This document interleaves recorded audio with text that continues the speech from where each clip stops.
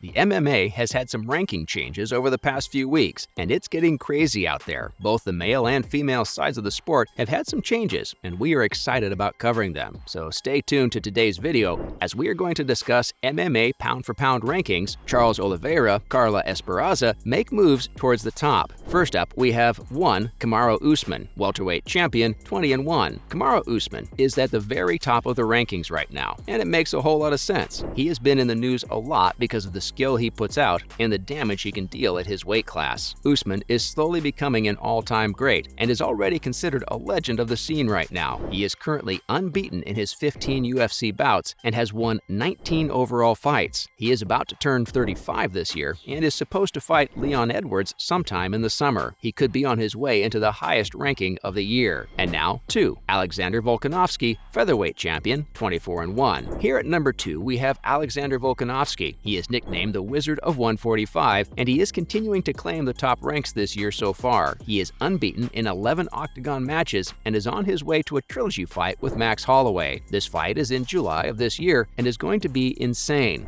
Let us know down in the comments section below how you feel about Volkanovski and the legacy he is leaving behind. He's putting in some real intense work in the octagon, and it's clearly paid off. He looks amazing. Next up, 3. Charles Oliveira, lightweight champion, 33-1. Now on to Charles Oliveira, one of the two main fighters we want to talk about in this video. His previous ranking was at number 5 on this ranked list, but now he has made his way all the way up to number 3 and is set to go even higher if the future matches go to plan. Although his 155-pound title is currently vacant after missing weight ahead of UFC 274, no one is disputing who is the best active lightweight in the world. Oliveira extended his win streak to 11 with a first-round submission of Justin Gaethje. His fighting style welcomes plenty of danger, but Oliveira is so dialed in that no one has been able to make him pay. Now 4. Israel Adesanya, middleweight champion, 22-1. His UFC record is insane, and his fighting style reflects that. He doesn't fight like a normal fighter, which is what makes him crazy entertaining to sit down and watch. He has some beef with certain fighters and has even made comments about Jake Paul. Could they possibly fight in the near future? Adesanya has become well known in the octagon for his fighting style, but outside of the UFC,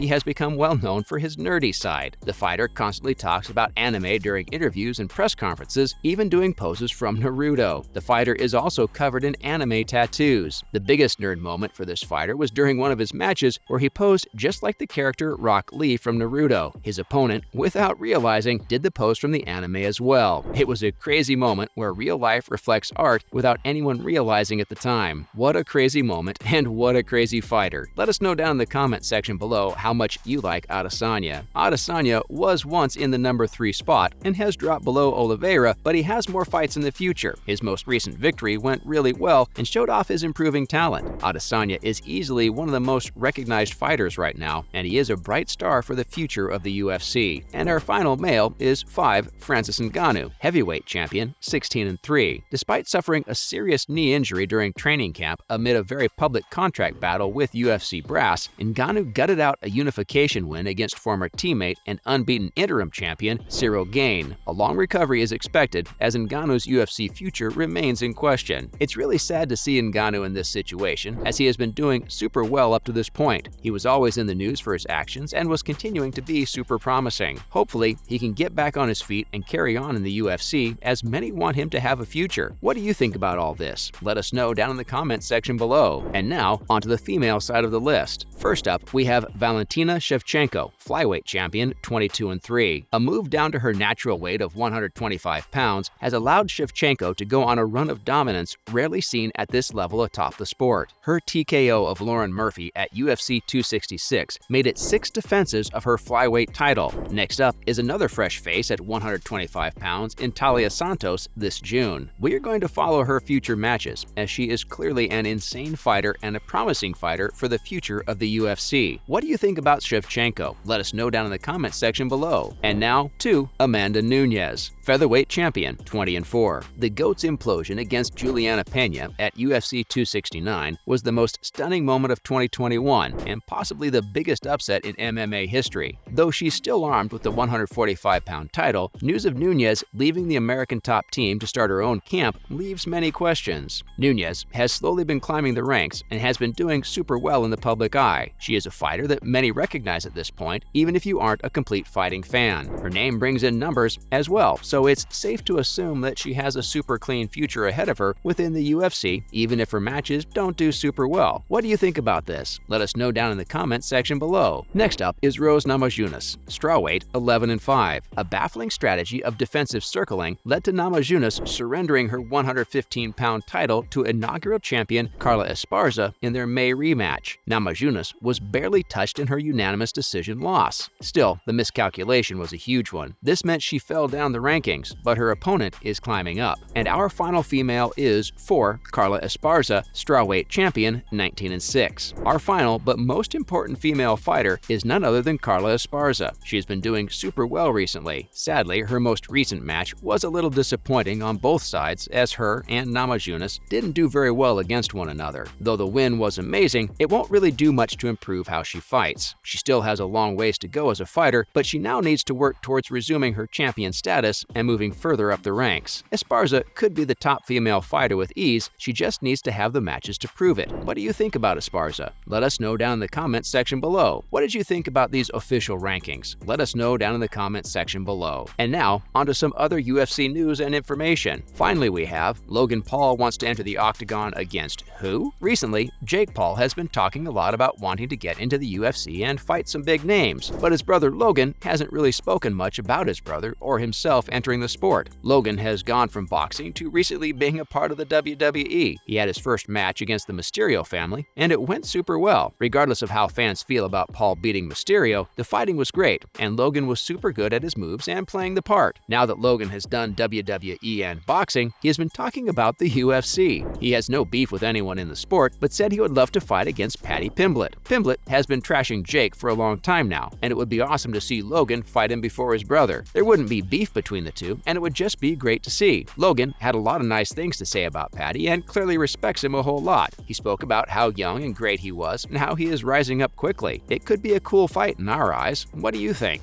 Let us know down in the comments section below what you think about this possible matchup. It would be insane. And that's the end of today's video. The UFC just seems to be getting crazier and crazier. We have some crazy stories from these past few weeks, and it looks like things are just getting started. Hopefully the sport is getting back on its feet after a rough few months, especially late last year. Hopefully you enjoyed this latest video. If you did, would you please let us know down in the comments section below? It would be very helpful. Make sure to like the video, comment down below, and of course, subscribe to the channel with the notification bell rung. Thank you for watching today's video. Bye!